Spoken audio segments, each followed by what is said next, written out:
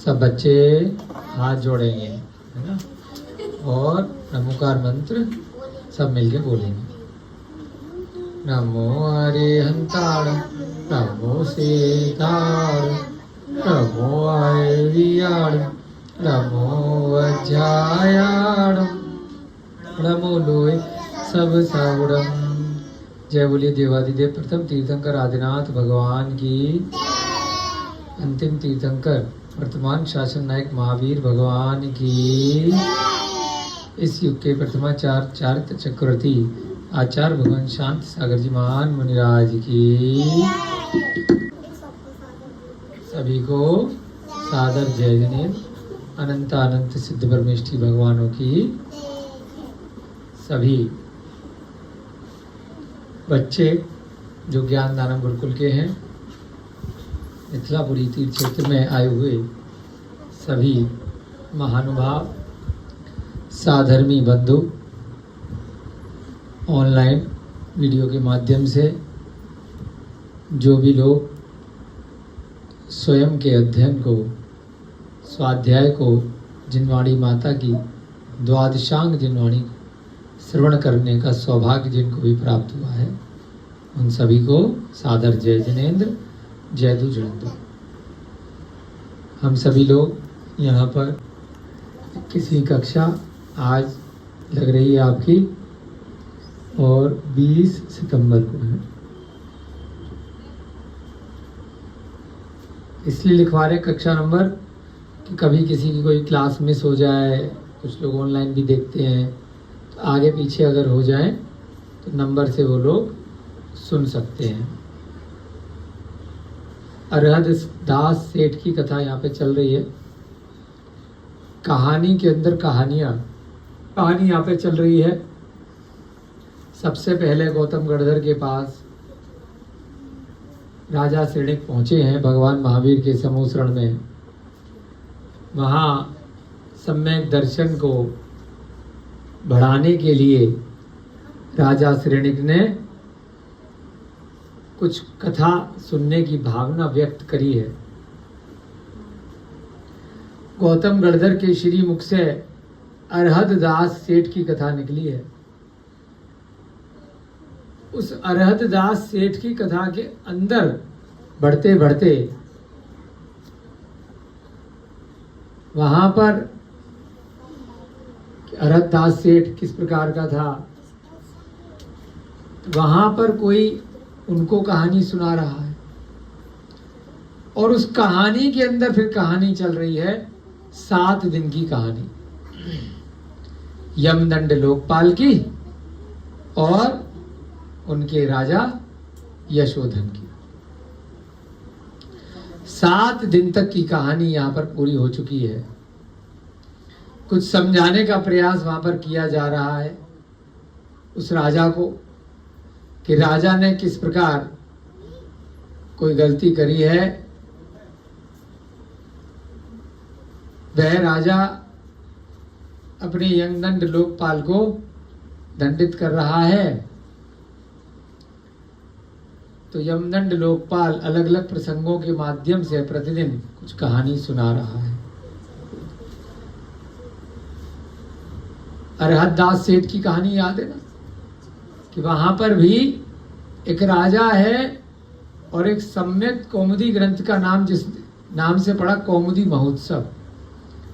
उस महोत्सव को देखने जाने के लिए वह राजा बड़ा उत्सुक है अपनी रानी से मिलने के लिए, जबकि जिस दिन का वह पर्व है उस दिन केवल स्त्रियां ही उस महोत्सव में, उस पर्व में हिस्सा लेती हैं। पुरुष वर्ग के लोगों को वहां जाकर के डांडिया जो खेलते हैं, नृत्य करते हैं, उसकी आज्ञा प्राप्त नहीं है। इस कारण से वहां पर राजा को उनका मंत्री समझा रहा है। यहाँ बेटा फोन बज रहा है, किसी का हटाओ। जबकि उसी नगर में अरहद दास सेठ है और वह अपनी पत्नियों के साथ में जिनेंद्र भगवान की पूजा अर्चना करना चाहता है। उसको उस राजा ने अनुमति प्रदान कर दी है कि हम नहीं जा सकते, कम से कम तुम पूजा अर्चना करो, तुम्हें अपनी पत्नियों के साथ रहने की अनुमति है और तुम्हें यहाँ अकेले रह करके और अपनी पत्नियों को जंगल में भेज करके कोई आवश्यकता नहीं है, क्योंकि आप नियम लेकर के जिनेंद्र भगवान की कुछ दिनों की पूजा भक्ति कर रहे हैं, उसके मध्य में ये महोत्सव आ गया है, तो आप यहाँ रुकें। जबकि स्वयं वह राजा अपनी पत्नी से मिलने के लिए इतना इच्छुक है और वह अपने ही बनाए हुए नियमों को तोड़ करके छुपे हुए भेष से अपने मंत्री के साथ में वहां जंगल में जाकर के उस नृत्य महोत्सव को देखना चाहता है। तब वह मंत्री उस राजा को यशोधन की और यमदंड की कहानी सुना रहा है कि आप ही की तरह एक जिद्दी राजा पहले होता था और उसका भी विनाश काल आया था और बुद्धि भ्रष्ट हो गई थी, तो इसलिए ध्यान पूर्वक मेरी बात को सुनो, उसने क्या किया था। तो वहां पर भी यमदंड लोकपाल राजा जब एक बार नगर से बाहर किसी युद्ध कार्य के लिए गया हुआ था, तो पीछे से उस लोकपाल की नियुक्ति करा के गया था। उस लोकपाल ने बहुत अच्छे से राज्य का संचालन किया और कोई भी घटना, अपूर्व घटना को नहीं होने दिया। कोई ऐसी घटना नहीं हुई राजा की अनुपस्थिति में जिससे वहां प्रजा पे कोई विपत्ति आए। तो राजा ने जब आके देखा कि सब कुछ बड़ा सकुशल मंगल में हो रहा है, तो राजा को लगा कि यह लोकपाल भविष्य में हमारे लिए खतरा है, ये तो बहुत जरूरत से ज्यादा होशियार है, जरूरत से ज्यादा योग्य है। उसका अनुभव बिल्कुल ठीक है, ऐसा कई बार अक्सर होता है कि ज्यादा होशियार लोग जो होते हैं वह किसी के अंदर बंधकर काम नहीं कर पाते। उनमें बहुत सारे लोग करते हैं तो अपनी भी तरक्की करते हैं और राज्य की भी तरक्की होती है मिलकर के चलने में, परंतु जरूरत से ज्यादा तेज जो होते हैं कि मैं खुद राजा बन जाऊंगा, खुद ही जिस प्रकार से ये व्यापार चल रहा है वैसा ही मैं व्यापार खुद भी कर सकता हूं। बिना अनुभव के जल्दबाजी में अत्यधिक महत्वाकांक्षी होने की वजह से कुछ लोग बेईमान हो जाते हैं, अपने ही राजा को राजपद से छीनने के लिए कुछ ना कुछ षड्यंत्र रच लेते हैं। अपने ही मालिक को जहां वे काम कर रहे हैं उन्हीं के यहाँ मायाचारी, गद्दारी, चोरी इत्यादि कर लेते हैं। तो वह उस भव में उस समय तो शॉर्टकट में कुछ लाभ प्राप्त कर लेते हैं, राजगद्दी मिल जाती है या कोई उच्च पद इत्यादि मिल जाता है, परंतु भविष्य में उनको या तो इसी भव में उसका फल चुकाना पड़ता है और किसी कारण से नहीं चुकाना पड़ा तो अगले भव में निश्चित तौर पे उनका नरक या त्रियंच गति उनकी बिल्कुल रिजर्व हो जाती है, कन्फर्म हो जाती है। जैसे रिजर्व सीट होती है ना ट्रेन में, बस में, पहले से रिजर्वेशन, तो फिर आप जाते हो वहाँ पर, तो यहाँ पर भी रिजर्व सीट हो जाती है। जब कोई भी गलत कार्य करता है अपने मालिक को, अपने जो भी कार्य में आपसे श्रेष्ठ हैं, सीनियर हैं, राजा हैं, उनको जो धोखा देता है, मायाचारी करता है जल्दी आगे बढ़ने के लिए, इसी प्रकार से उस राजा को डर है पूर्व अनुभव के आधार पर कि यह मंत्री या लोकपाल बहुत ज्यादा इस कार्य में निपुण है, तो कल को ये मुझे धोखा दे सकता है, इससे पहले ही मैं इसको दबा दूं या अपने रास्ते में से हटा दूं। इसलिए वह राजा अपने ही खजाने में स्वयं चोरी करता है, उस खजाने को कहीं और सुरक्षित स्थान पर रख देता है और नगर में ढिंढोरा पिटवा देता है कि इस लोकपाल ने ही इसकी चोरी करी है। अगर यह नहीं पकड़ के लाता है चोर को 7 दिन के अंदर, तो इसको सजा मिलेगी, इसको चौराहे पे ले जाकर के मृत्युदंड दे दिया। जब वह लोकपाल खजाने को जाकर के देखता है, जांच पड़ताल करता है, तो वहां पर राजा का चिन्ह उसको मिल जाता है खड़ाऊ के रूप में, पुरोहित का चिन्ह मिल जाता है जनेऊ के रूप में, मंत्री का चिन्ह मिल जाता है उसकी मुद्रिका अंगूठी के रूप में। तो वह समझ जाता है कि मुझे मारने के लिए इन तीनों ने साजिश रची है। तो वह बहुत साम दाम दंडवेद लगाता है, विवेक से काम लेता है, बुद्धि से काम लेता है और अगले दिन से 7 दिन तक प्रतिदिन राजा को जगाने का प्रयास करता है। जो उसके खिलाफ मन बना चुका है, पूर्वाग्रह से ग्रसित है। यहाँ पर ये जो लोकपाल है अन्य लोकपालों की तरह नहीं है, जो योग्य होने के बाद में नीचा कार्य कर रहे हैं। जो श्रेष्ठ होने के साथ में नीचा कार्य कर रहे हैं, बहुत जल्दी महत्वाकांक्षा के कारण से आगे बढ़ने के लिए अपने अग्रज जनों को, अपने गुरुजनों को कुचलने का प्रयास करते हैं। वैसा कार्य ये नहीं कर रहा है, इसलिए यह तरह तरह के माध्यम से राजा को कहानी सुना रहा है। ऐसे अनुभव सबके साथ होते हैं, हमारे साथ भी। हम इतने साल से 20 साल से व्यापार चला रहे हैं, यहाँ का कार्यभार देख रहे हैं, तो हमें भी अनुभव हुए हैं कि बहुत सारे लोग बहुत जल्दी महत्वाकांक्षी होते हैं। वह अच्छे संबंध बना करके कार्य को नहीं छोड़ते, कुछ लोग होते, परंतु उन कुछ लोगों में बहुत सारे अच्छे लोग भी होते जिनके कारण से संस्था चल रही है, आपका ज्ञानदानम गुरुकुल चल रहा है।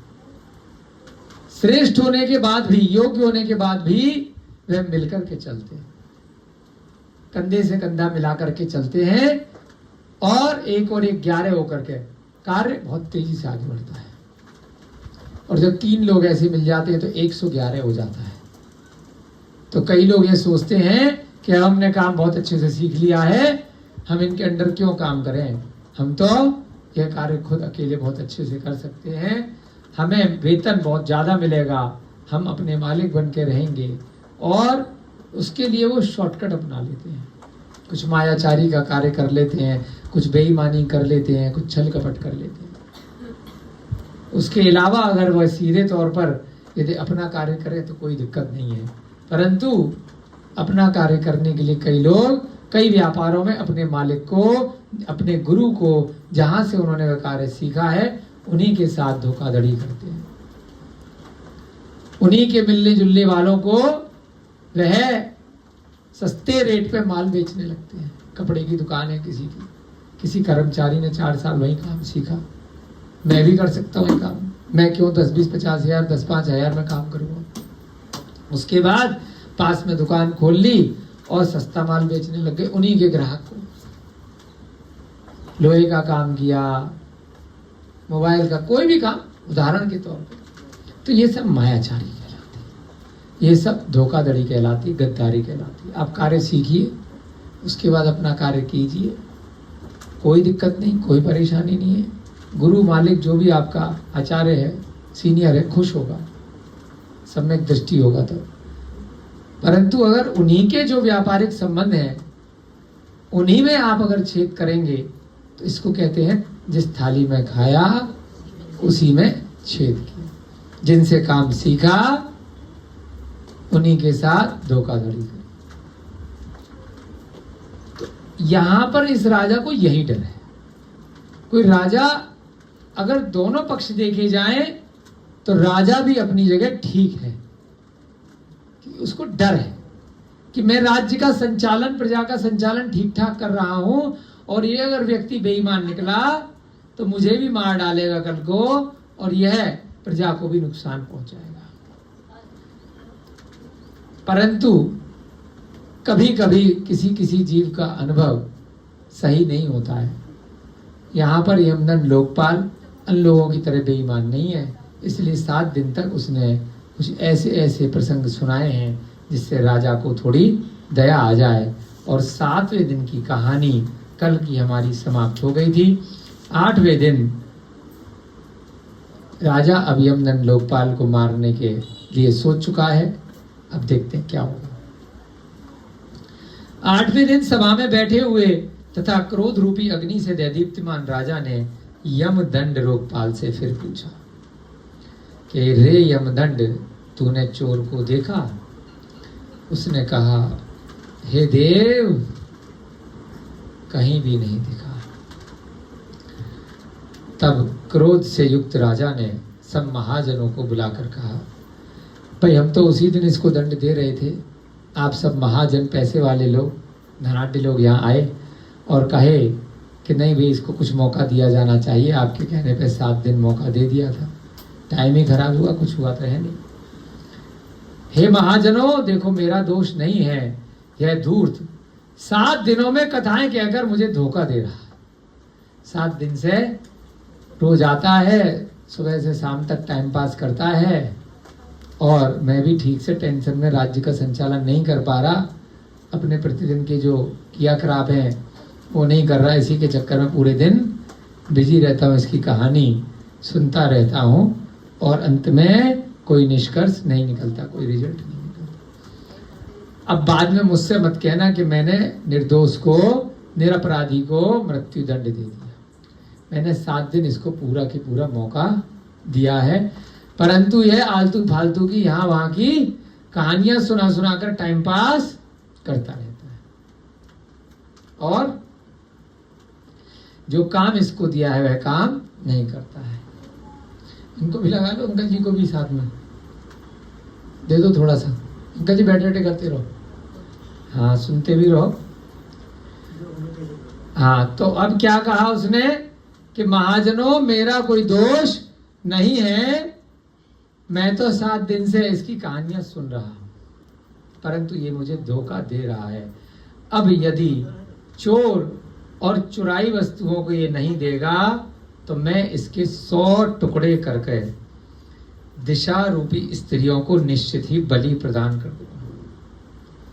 क्योंकि उस दिन तो मैं इसको खाली मृत्युदंड साधारण तौर पर गला काट रहा था, लेकिन अब मैं 7 दिन से टॉर्चर कर रहा है कि राजा को उन कथानकों में छुपा हुआ भाव समझ में नहीं आया, दया नहीं आई है।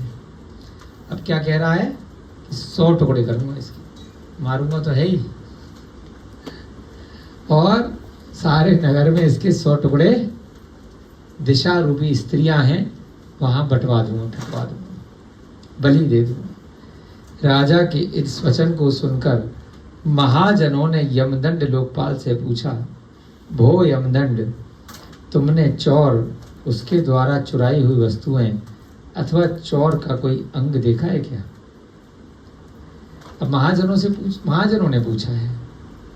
किसने नहीं पूछा? राजा ने नहीं पूछा, मंत्री ने नहीं पूछा, पुरोहित ने नहीं पूछा। पब्लिक में से जो लीडर होते हैं ना, महाजन, जो वास्तव में पैसे दे करके देश चलाते हैं, अधिकारी लोग, वो लोग पूछ रहे हैं कि भाई राजा कह रहा है कि तुम 7 दिन से इसको कहानियां सुना रहे हो, अब तुम हमें बताओ सीधे तौर पे कि तुमने देखा क्या? क्यों मैंने जी? महाजनों ने पूछा डायरेक्ट लोकपाल से। तब यमदंड ने कहा, अब मरना तो है ही, तय हो चुका है, ठीक है, अभी तक 7 दिन इंतजार क्यों किया? कि शायद राजा छोड़ दे। उसके पास 3 चीजें हैं, खड़ाऊ है, अंगूठी है और जनेऊ है। अभी तक उसे उम्मीद थी अगर मैंने राजा को ये चीज बताई तो राजा ये चीजें क्या कर दिखाओ, और उसके बाद छुपा देगा, मेरे पास फिर क्या सबूत रह जाएगा। राजा के अंडर सारे लोग काम कर रहे हैं, परंतु अब यहाँ पर 7 दिन पूरे हो चुके हैं, कुछ ही घंटे बाद, कुछ ही मिनटों बाद मुझे मृत्युदंड दिया जाने वाला है, तो एक आखिरी हथियार और ट्राई कर लेता हूँ। राजा माना तो है नहीं, अभी भी इसको 7 दिन की टाइम पास की कहानियों से कोई फर्क नहीं पड़ा। राजा पूछता, मंत्री पूछता, पुरोहित पूछता, तो मैं उन्हें देता कि ये चीज आपकी मिली है, ये पेन आपका, ये इस पे आपका नाम लिखा है, देखो ये आप चोरी करते में भूल आए थे, ये आपका मोबाइल मिला है और मोबाइल पे आपकी फोटो लग रही है, आपका पासवर्ड है, आप ही का मोबाइल। आजकल तो अगर किसी को ढूंढना हो, कोई चीज छोड़ गया है तो क्या है, मोबाइल से पकड़ में आ जाएगा। बाकी तो सामान आजकल कोई रखता ही नहीं है ना घड़ी रखता, मोबाइल में टाइम देख लेता है, सब चीज मोबाइल फोन है, ठीक है ना। तो मोबाइल मिला है आपका, आप ही का है, देखो उस समय 3 चीजें मिली थी। अब मरता क्या ना करता, मरना तो निश्चित है। तो अब उसने महाजनों के सामने यज्ञोपवीत, पादुका और मुद्रिका ला करके सभा के सामने रख दिया।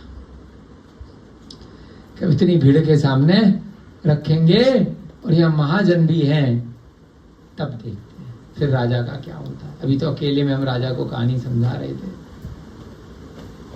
और राजा का दिल पत्थर का दिल है, वह पसीज नहीं रहा। परंतु अब राजा कह रहा है कि 100 टुकड़े कर देंगे, तो कर लो, अब देखते हैं क्या करता है। इसकी इज्जत रहती है कि बेइज्जती होती है। लीजिए, यह कहकर उसने यज्ञोपवीत यानी कि जनेऊ, पादुका यानी खड़ा हूं, उसके चरण पहने की जो चीजें हैं, चप्पल, और मुद्रिका यानी अंगूठी आदि को लाकर सभा के सामने रखते हुए कहा, हे न्याय के जानने वाले महाजनों। ये जज बैठे हैं 3 ऊपर और आप वकील बैठे हैं? न्याय के जानने वाले महाजन, यदि चोर का कोई अंग मिल जाए तो चोर को क्या दंड दिया जाए? अंग माने कोई पहचान का चिन्ह कुछ मिल जाए तो चोर को क्या दंड दोगे? आप बताओ, राजा नहीं बताएगा। राजकुमार आदि, वहां पे राजकुमार भी बैठे थे, राजा के पुत्र सभासद जन भी बैठे थे। उन्होंने कहा, शूलारोपण अथवा देश निकाला किया जाएगा। अभी खाली रखा है, बताया नहीं है कि किसके हैं। दूर से पब्लिक ने देखी, किसी का भी हो सकता है यज्ञोपवीत, खड़ाऊ किसी की भी हो सकती है ना, और अंगूठी भी किसी की हो सकती है। देखो मेरे को ये 3 चिन्ह मिले हैं, दूर से दिखा रहा है, पब्लिक बैठी है बहुत सारी, महाजन भी बैठे हैं अपनी जगह। पहले पूछ रहा है, मुझे 3 चिन्ह मिले हैं और अगर इनसे पहचान अगर हो जाती है तो पहले बताओ कि जजमेंट क्या मिलेगा, सजा क्या दी जाएगी।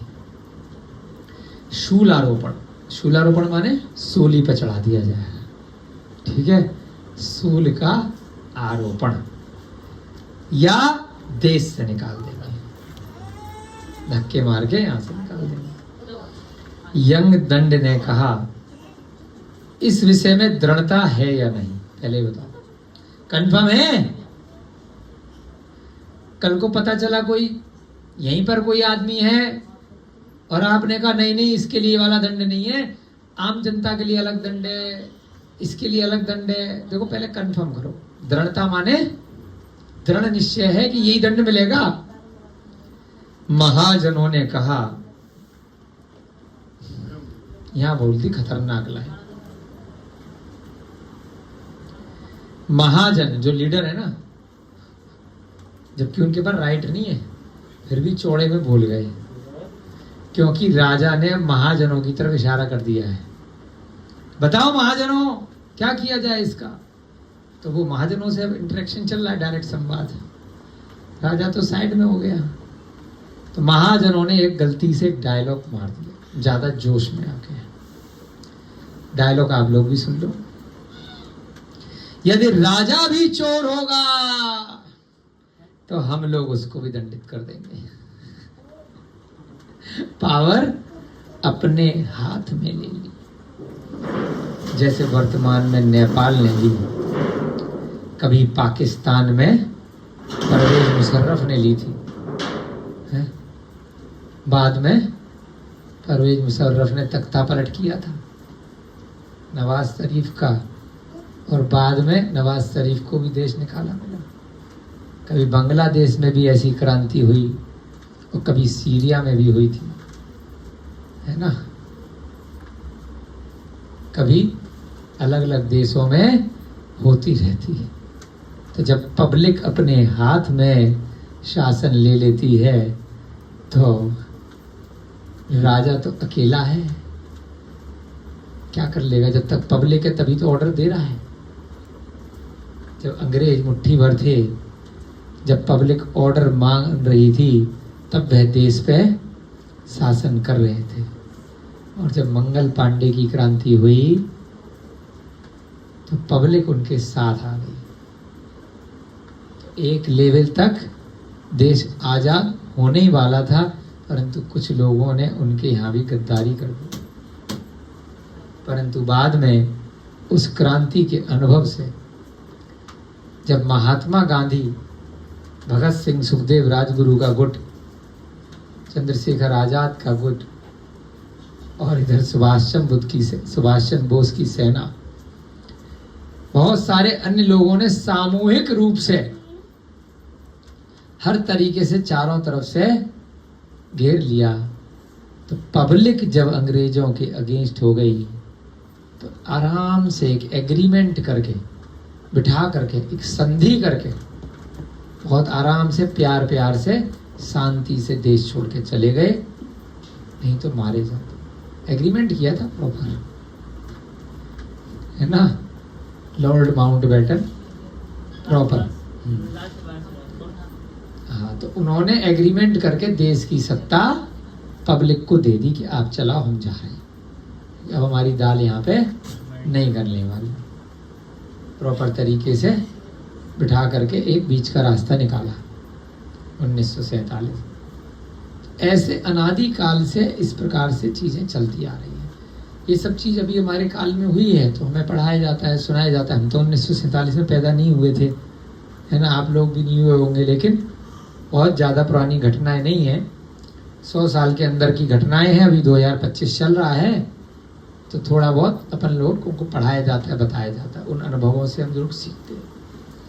उसी प्रकार से यहाँ पर भी वह यमदंड लोकपाल बहुत दिन तक, 7 दिन तक कोशिश कर रहा था, परंतु यहाँ पर अब कमांड किसके हाथ में दे दी? राजा ने महाजनों के हाथ में। जैसे पाकिस्तान में मुशर्रफ के हाथ में जो मिलिट्री का सेनापति था उसको दे दी थी, और जब बाद में मिलिट्री वाले भी उसके अगेंस्ट हो गए तो मुशर्रफ को भी निकाल के उतार दिया, है ना। प्रधानमंत्री किससे है? राष्ट्रपति किससे है? राजा किससे है? जनता से। जब तक वह जनता के हित में काम करेगा तब तक जनता उसको सर पे चढ़ाएगी। जब वह धीरे धीरे करके जनता का अहित करने लगेगा तो सद्दाम हुसैन की कहानी भी आपने देखी होगी। पूरे देश में कितने सालों से उसका डंका चलता था, कितनी बड़ी बड़ी विशाल मूर्तियां उसने अपनी बना रखी थी, क्या महल थे उसके। और जब क्रांति हुई तो सारे की सारे महल उसी जनता ने नस्ते नाबूद कर दिया, खंडहर बना दिया। उसकी बड़ी बड़ी विशाल प्रतिमाएं टुकड़े टुकड़े कर दी, और नीचे बैरक में जाकर के कई दिनों तक भूखा प्यासा वो सड़ा। इसी भव में उसको फल मिला, और उसके बाद अमेरिका के सैनिकों ने आकर के उसको भूत बना करके, जैसे कोयले की खान में से लोग निकलते हैं, ऐसी हालत में पकड़ा और करंट दे करके सबके सामने उसको मारा। सुना ने सद्दाम हुसैन का नाम? कहाँ तो है, ये तो अभी की घटना है, सब 10, 15, 20 साल की जो हमने सामने देखी है। पहले भी ऐसा रहा होगा, लादेन भी ऐसे मारा गया, है ना, ओसामा बिन लादेन, तूती बोलती थी पूरे विश्व में। तो इन लोगों की प्रेरणा लेकर के बहुत सारे गैंगस्टर घूमते हैं ना ग्रेटर नोएडा में, दुजाना बवाना पता नहीं कौन कौन, उससे पहले भी घूमते थे, अब भी घूमते हैं, मुंबई में भी घूमते थे, दाऊद इब्राहिम है, और छोटा राजन। सुनते हैं कहानियां, पिक्चरों में पढ़ते हैं। तो इन सब का बाद में क्या हसर होता है? जब तक इनके पास पावर है, जब तक इनके 2-4 चेले चपाटे इनके आगे पीछे घूम रहे हैं और वो पब्लिक को, जनता को मूर्ख बना रहे हैं, चाहे कोई मुख्यमंत्री हो, चाहे कोई मंत्री हो, चाहे प्रधानमंत्री हो, चाहे राजा हो, महाराजा हो, जब वह जनता विरोधी हो जाती है, पानी सर से ऊपर हो जाता है, तो कितने भी वो सैनिकों को ऑर्डर दे, सैनिकों सुनो, मारो, ये क्या कर रहा है, उस सैनिक ही उसको, राजा को मार देते हैं, और कोई नहीं सुनता है। इंदिरा गांधी को भी मारा था ना उसी के गार्ड ने। क्यों मारा? कहानी पता है? उसने जनता पर जुल्म किया, इमरजेंसी लगाई, बेगुनाह लोगों को कई माह तक मार मार करके जेलों में भर दिया, बहुत दंडित किया। है ना, सबको मारा उसने, बहुत दंडित किया कि मेरी गद्दी ना चली जाए। वह इलेक्शन हार गई थी। इंदिरा गांधी प्रधानमंत्री होने के बाद भी, जवाहरलाल नेहरू की पुत्री होने के बाद भी इलेक्शन हार गई अपने। अब लोकतंत्र था, इलेक्शन हार गई तो गद्दी कैसे मिलेगी? तो इसलिए हारा हुआ इलेक्शन उसने मान्य नहीं किया। पावर तो थी, उसने कहा कि सब काउंटिंग बेकार है और कोई इलेक्शन नहीं हारी। तो उसने एक पावर का इस्तेमाल किया, कॉन्स्टिट्यूशन की, जो भारत का संविधान है, इमरजेंसी के केस में कोई इलेक्शन के रिजल्ट मान्य नहीं होते। तो उसने बिना किसी कारण के अकारण, बिना किसी बाहरी आतंकवाद के, बिना किसी, इमरजेंसी का मतलब होता है कोई आतंकवादी आ गया, बम ब्लास्ट हो रहा है, दो देशों का युद्ध हो गया, कोई ऐसी घटना हो गई तो जिसके कारण से फिर जो पद पे है वो बना रहेगा।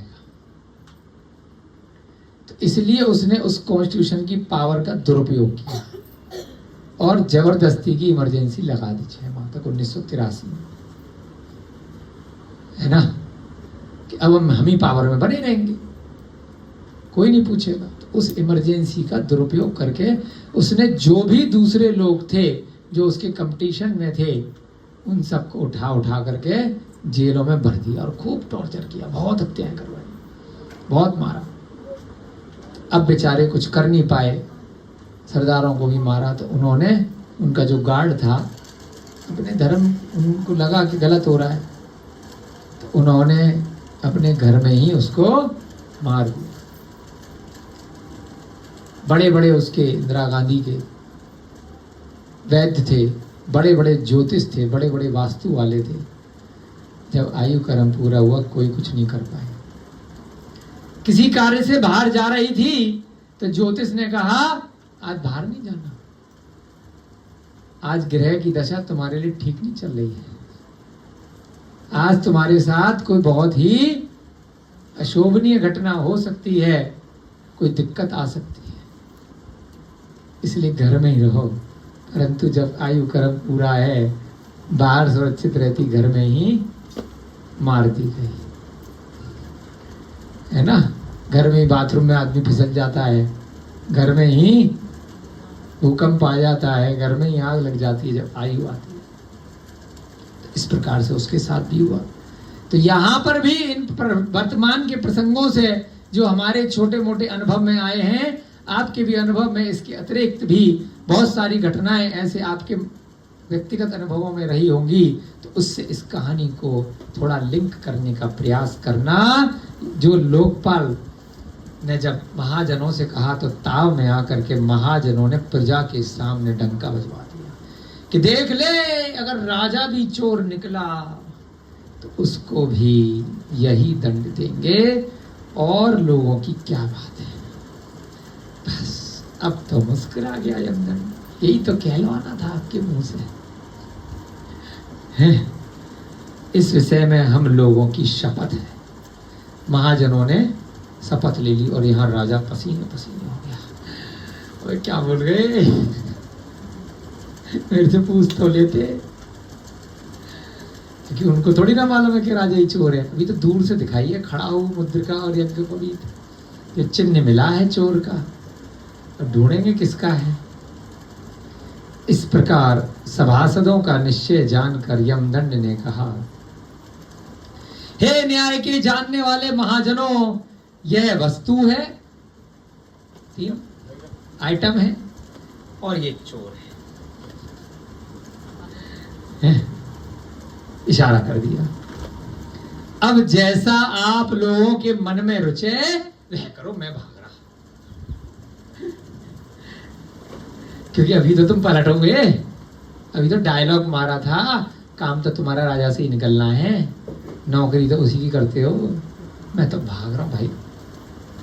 ऐसा कहकर यमदंड ने एक पद्य कहा। कविता सुन लो, पद्य सुन लो, गद्य पद्य, उसके बाद यहां से भागूंगा। जहां मंत्री और पुरोहित से सहित राजा ही चोर है, वहां रहने वाले सब लोगों को वन में चला जाना चाहिए। मैं और तुम सारे की सारे जंगल चलते हैं बेटा, हैं, जंगल में जाकर के जंगल जंगल खेलेंगे, मोगली की कहानियां सुनेंगे, हैं? चड्डी पहन के फूल खिला है, यहाँ अपनी दाल निकलने वाली, क्योंकि शरण से ही भय उत्पन्न हो गया है। यह हमें शरण देने वाले थे, और यह जब मुझे दंड दे सकते हैं तो प्रजा के जानने वाले लोगों, तुम भी सुरक्षित नहीं हो। ये महाजनों, तुम भी सुरक्षित नहीं हो। अपनी जान की सलामती चाहते हो तो हम सब जंगल चलते हैं। यमदंड ने फिर से कहा, यदि आप लोग विचार किए बिना राजा को नहीं छोड़ते हैं तो आप लोग पुण्य से वंचित होंगे। यह सबको जान लेना चाहिए। अगर आपने अब राजा को छोड़ दिया और अपनी बात से पलट गए तो सब लोग बाद में बहुत परेशानी में होंगे। पुण्य से चले जाओ, वंचित हो जाओगे। शत्रु में मिले हुए मित्र को, व्यभिचारिणी स्त्री को, कुल को नष्ट करने वाले पुत्र को, राग सहित देव को, विषय सेवन करने वाले गुरु को, और दया से रहित धर्म को जो प्रमोहवश नहीं छोड़ता है, वह कल्याण के मार्ग को छोड़ देता है। थोड़ा डायलॉग भी था, तुमने भी मारा था, हम भी मारेंगे। क्या मारा? आदमी नहीं मारा, डायलॉग, हिंसा नहीं। क्या कह रहा है? एक एक वर्ड पे ध्यान दीजिए।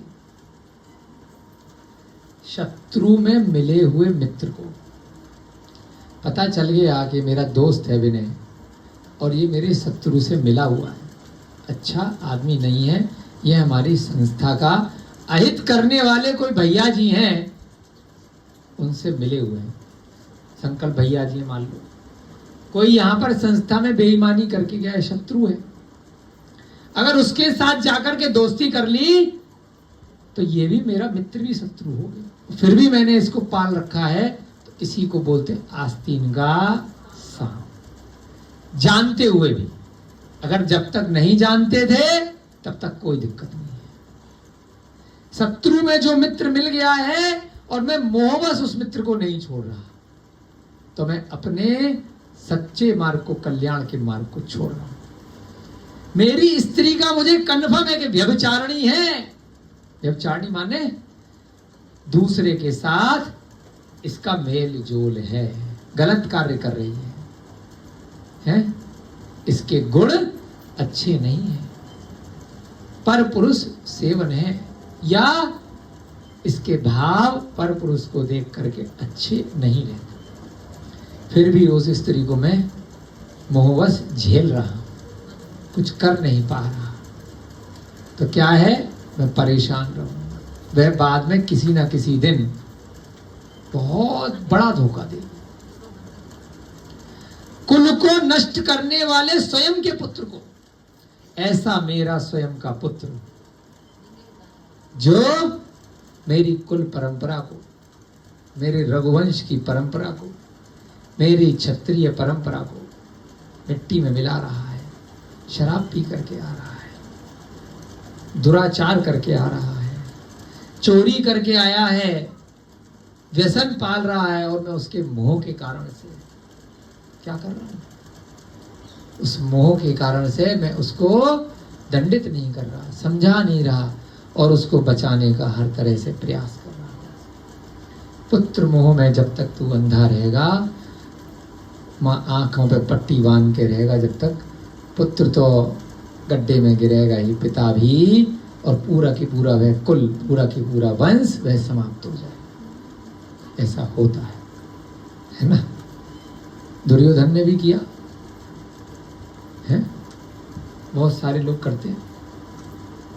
एक कुछ साल पहले एक पिक्चर आई थी, जैसिका लाल। जैसिका लाल हत्याकांड हुआ था, तो जिसने मारा था बहुत धनाढ्य व्यक्ति था, सरकार में मंत्री था, बहुत बड़े पद पे। तो अब इतना बड़ा हत्याकांड हो गया, नहीं सुनी तो पुत्र को जेल हो गई। उस पुत्र के चक्कर में पिता ने एक न्यूज चैनल खोल दिया कि कोई न्यूज चैनल उसके बारे में सही खबर नहीं छाप रहा है जो वो छपाना चाह रहा है। आज भी चल रहा बड़ा न्यूज चैनल, है ना? बहुत कोशिश करी लेकिन फिर भी गलत को सही नहीं ठहरा पाए, क्योंकि पुत्र मोह में अंधा था। इससे अच्छा वो धीरे धीरे करके क्षमा याचना करवाता, तरीके से वह कानून का साथ देता, तो जो भी गलती हुई थी वह हो जाती ठीक। क्योंकि उसका पुत्र शराबी था। पहले तो उसमें सबसे बड़ा शराब पीने का दुर्गुण था, और उसके बाद शराब के ठेके पर ही जाकर के जो स्त्री शराब परोस रही थी, गलत तो उसने भी किया कि बार में जाकर के शराब पिला रही है लोगों को। दोष तो उसका भी है पूरा। नरक की गति तो उसने भी बांधी, पीना पिलाना। तो लड़ाई झगड़े में उस व्यक्ति ने उस लड़की को मार दिया। उस लड़की का नाम था जैसिका। तो सब गलत हैं, पीना वाले, पिलाने वाले, दुकान चलाने वाले।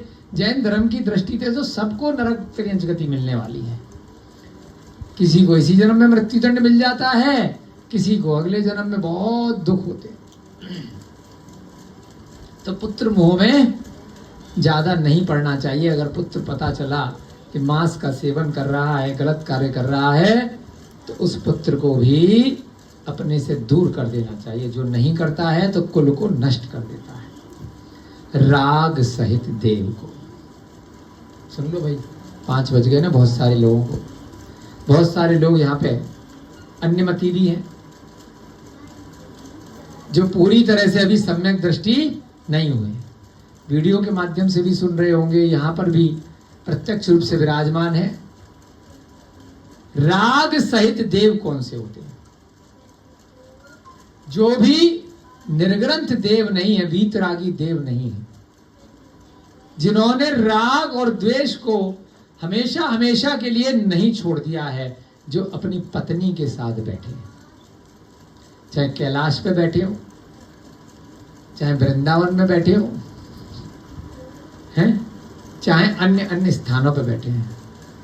तो जब राग के साथ में बैठे हैं, चाहे उनके नाम पे फिल्में बनाई जा रही हैं, चाहे नाटक बनाए जा रहे हैं, वह आपका कल्याण कभी भी नहीं कर सकते। जब उनको स्वयं राग हो रहा है, उस स्त्री के प्रति नृत्य कर रहे हैं, बैठ करके शादी ब्याह रचा रहे हैं पुत्र के साथ, पत्नी के साथ, तो आपका राग कैसे छुड़ाएंगे? जब खुद उन्हें भूख लग रही है, खुद वे भोजन कर रहे हैं, खुद उन्हें पेट में दर्द हो रहा है, खुद इंद्रियों के कारण से, उस स्त्री के कारण से, या उस युद्ध कर रहे हैं, तरह तरह के लोगों को मार रहे हैं कि राक्षसों का वध करेंगे, तो वे देव नहीं है, वे भगवान नहीं है। वे क्या है? वे व्यंतर है। कौन है? व्यंतर है। वे भवनवासी देव हैं, वे ज्योतिष देव हैं, वह वीतराग अरिहंत भगवान नहीं है।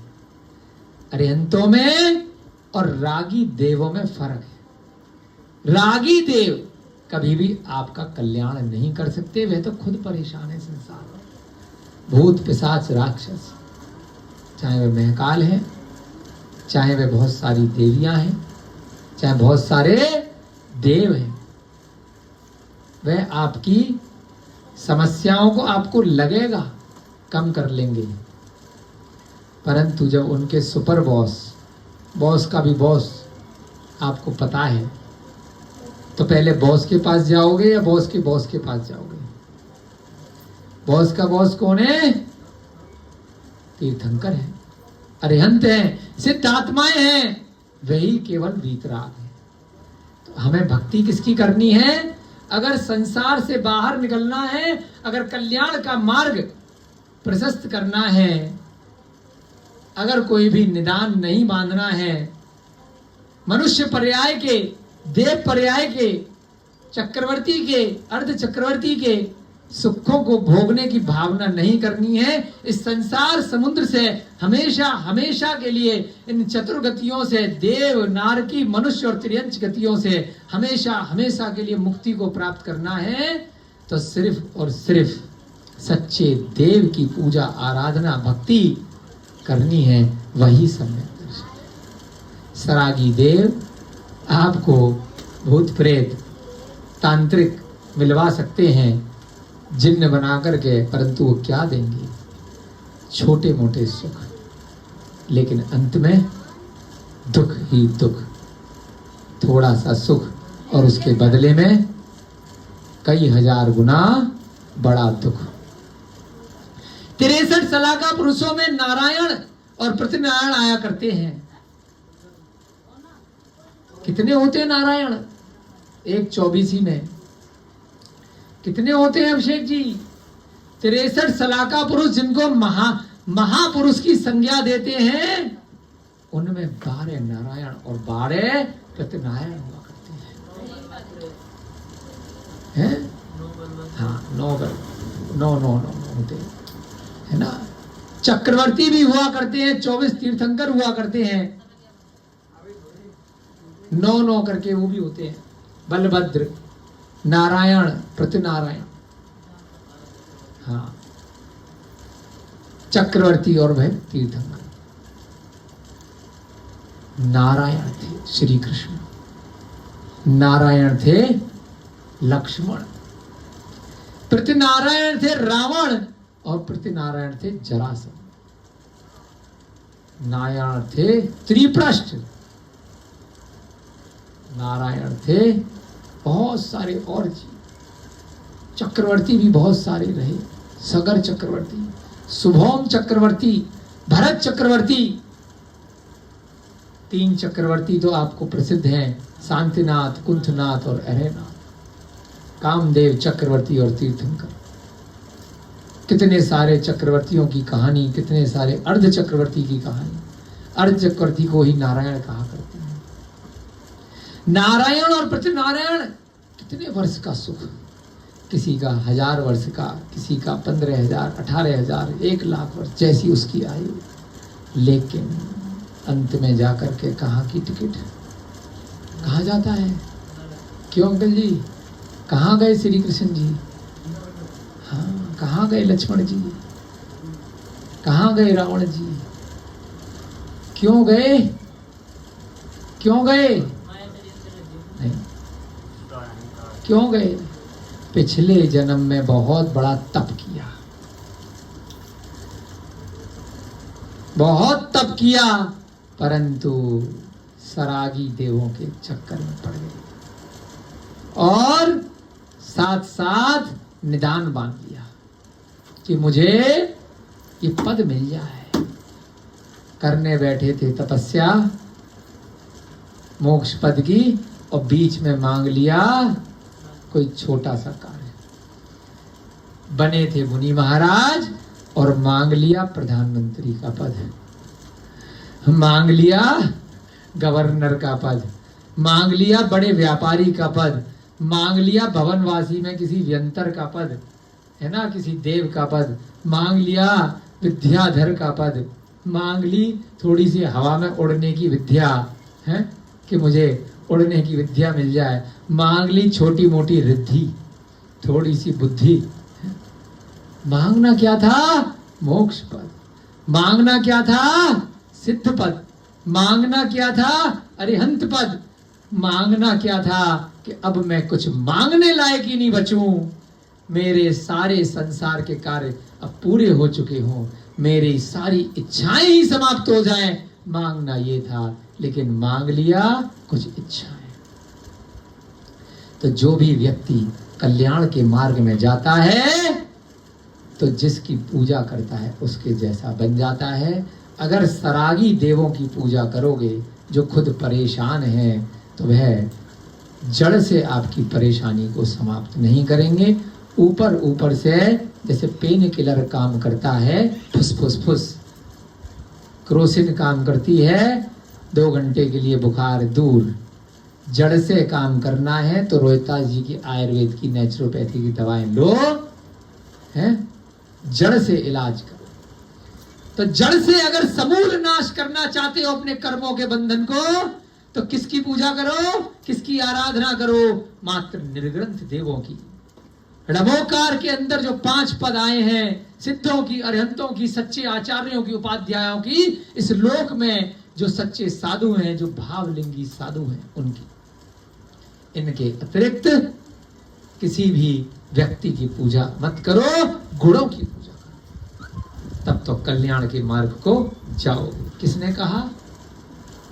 यम नंद लोकपाल महाजनों को कह रहा है कि अगर आपने राजा, पुरोहित और मंत्री को दंड नहीं किया तो सोच समझ के चलना, इन्हीं में से एक है। विषय का सेवन करने वाले गुरु को गुरु बना लिया, लेकिन गुरु कैसा है? जो बहुत सारी महिलाओं से संबंध रखता है, बहुत सारे परिग्रह को इकट्ठे करता है, मायाचारी करता है, सिगरेट, बीड़ी, पान, तंबाकू, शराब पीता है। ऐसे गुरु को गुरु बनाओगे तो जैसा गुरु वैसा चेला। जैन धर्म क्या कहता है कि गुरु का ज्ञान मत देखो। समझ रहे हो विनय जी? समझ रहे हो यशनी? बड़े सतर्क होकर के सुन रही है। गुरु का ज्ञान मत देखो, गुरु का चरित्र देखो कि वो उसके अंदर कोई विषय वासनाओं की आकांक्षा तो नहीं है।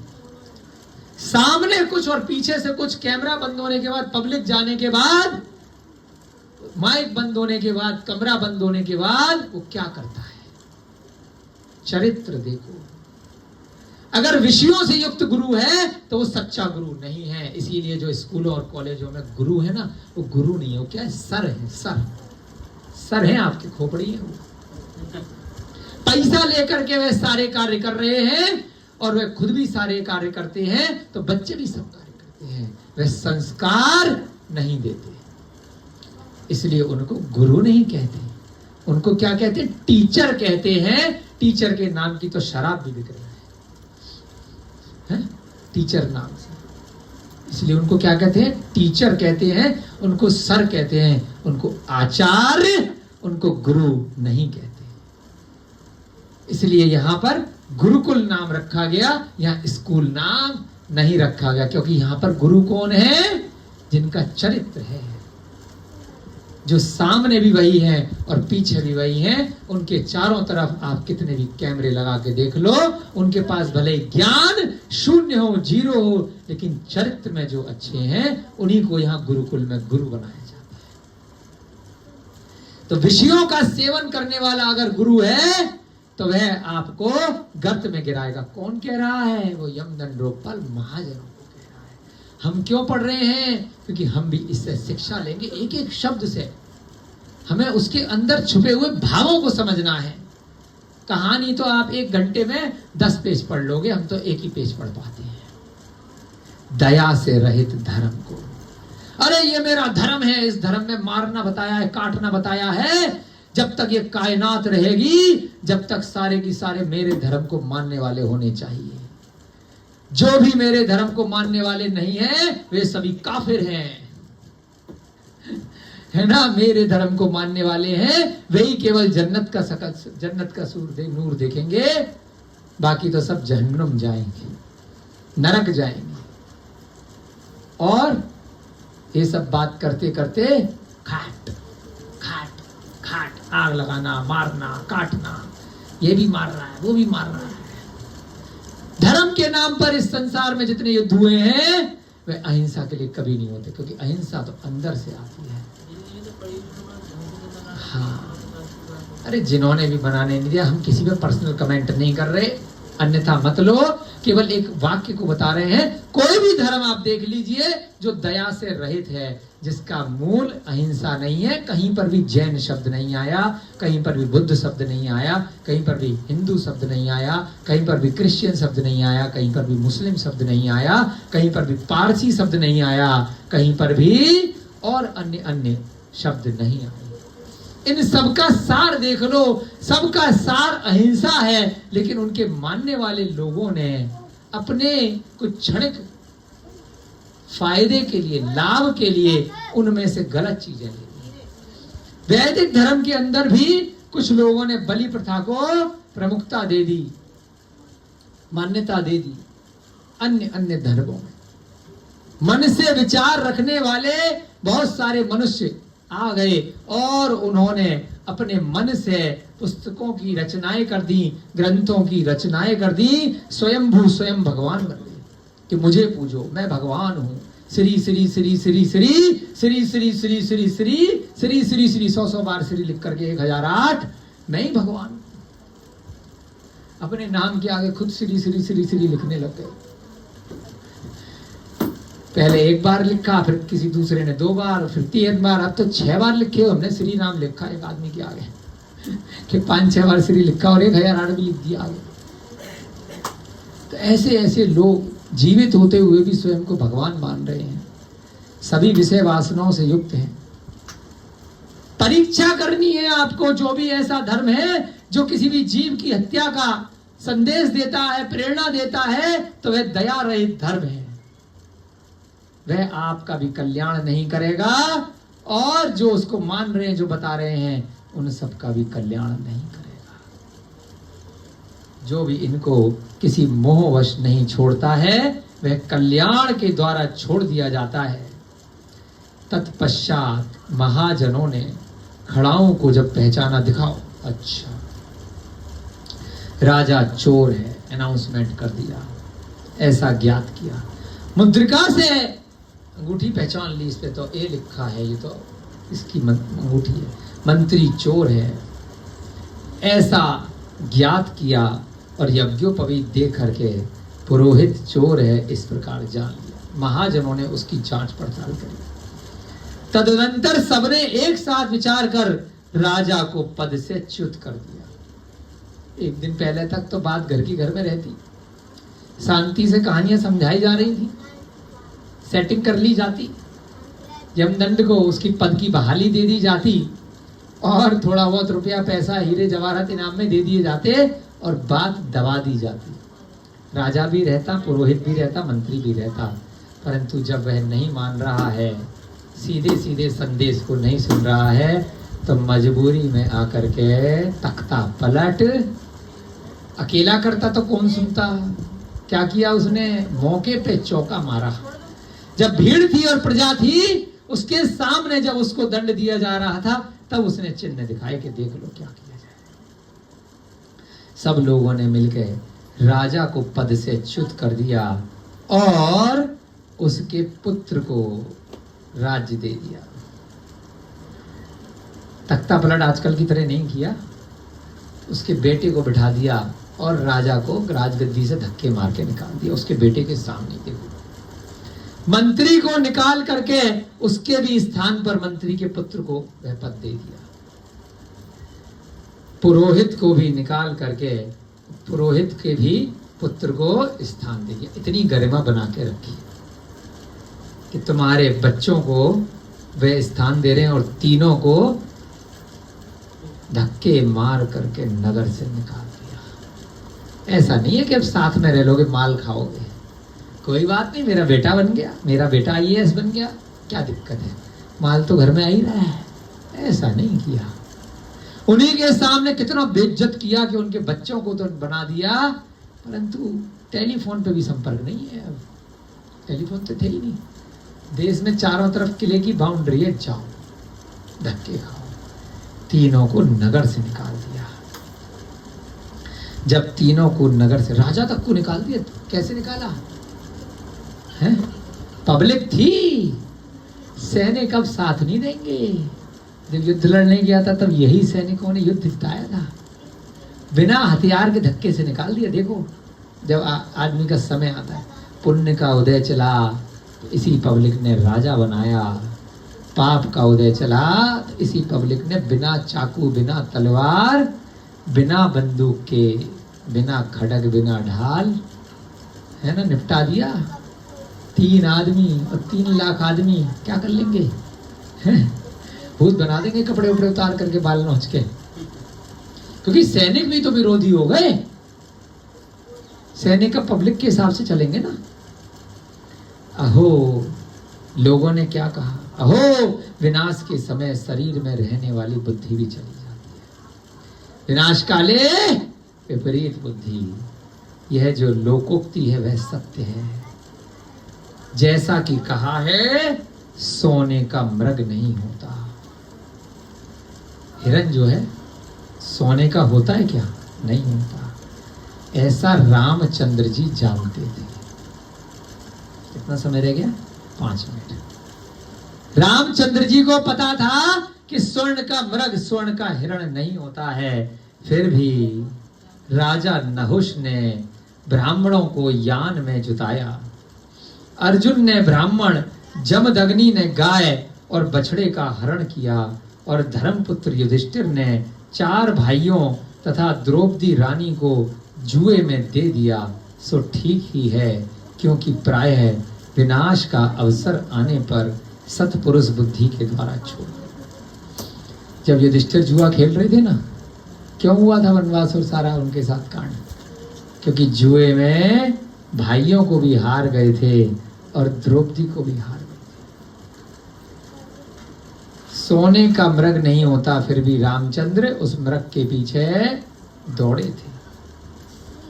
बछड़े का हरण कर लिया था किसी अर्जुन ने, किसी के कहने पे, क्योंकि जब विनाश आया होता है तो अच्छों की बुद्धि काम नहीं करती। यहां 7 दिन तक इस राजा की बुद्धि काम नहीं कर रही थी, क्योंकि इसका विनाश निश्चित था। यद्यपि रावण के कपाल में 108 प्रकार की बुद्धि निवास करती थी। 108 तरह की बुद्धि उसने सिद्ध कर रखी थी, बुद्धि देवी रावण ने। उसके बाद भी जब लंका का विनाश काल आया, उसकी एक भी बुद्धि काम नहीं आई, क्योंकि उन सब के ऊपर क्या आ गया? काम। सीता माता के प्रति उसका राग, पागलपन कि मुझे ये चाहिए है। कितनी हजारों स्त्रियां थी उसकी मंदोदरी के अलावा, एक से एक विद्याधरों का राजा, लंका का राजा, कितनी बड़ी सोने की लंका है, कितना बड़ा राजा, सारे की सारे विद्याधर, आकाश में उड़ने वाले जीव, सब उसके सेवक। जहां जिस पे उंगली रख दे वो स्त्री उसकी हो जाए। फिर भी एक पतिव्रता स्त्री के चक्कर में आया और सीता के शील ने, सीता के ब्रह्मचर्य ने उसको हरा। अपनी पति के अलावा किसी का वर नहीं करूंगी, किसी को देखूंगी भी नहीं। कितने दिन तक सीता ने अन्न जल ग्रहण नहीं किया। जब तक राम की खबर नहीं आ जाएगी मैं कुछ भी ग्रहण नहीं करूंगी। इधर रावण ने नियम ले रखा था कि जब तक कोई भी स्त्री मुझे अपनी इच्छा से नहीं भरेगी तब तक मैं उसका सेवन नहीं करूंगा, उसको जबरदस्ती अपनी स्त्री नहीं बनाऊंगा। उसने भी अपने नियम का पालन किया, परंतु विनाश काल था, बुद्धि उसकी नहीं चली और वह मारा गया। तदनंतर नगर से निकलते समय, अब जो धक्के देकर के राजा को निकाल रहे हैं, जाते जाते राजा कुछ कहता हुआ जा रहा है, वह सुन लेते हैं और फिर आपकी कक्षा का समय पूरा हो जाएगा। अहो, माफी तो मांगेगा ही लेकिन अब काम नहीं आएगी।